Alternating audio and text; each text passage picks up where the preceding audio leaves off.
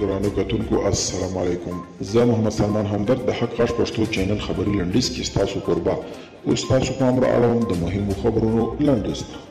د مذاکره کوونکو بلایو مشر او یو شمېر نور چارواکو د محمدي علماو سازمان له رئیس کالا یوسف کالا سره کتلي د افغان سولې اړوند موضوعاتو ورباندې ورسره غږېدلي.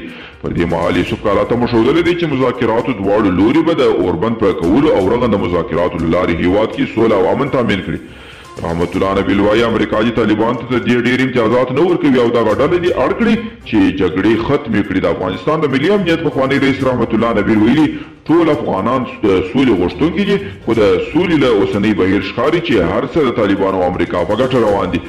په امریکا کې په کورونا ویروس د اخته کسانو شمېر تر 25 میلیونه واوښت. د امریکا حکومت په تازه څرګندونه کې ویلي چې کورونا لا هم په دغه هیواد کې د پراختیا په حال کې ده او اوس پکې د اخته کسانو شمېر تر 25 میلیونه هم اوښتی دی. متحده عربي اماراتو او اسرائیلو د یو بل په پلازمینه کې خپل سفارتونه پرانیستي دي. د اسرائیلو حکومت ویلي چې له متحده عربي اماراتو سره د اړیکو تر جوړېدو وروسته په دغه هیواد کې خپل سفارت پرانیستی او د ډیپلوماټیکو اړیکو د لا ښه کېدو لپاره به هڅې پیلېږي.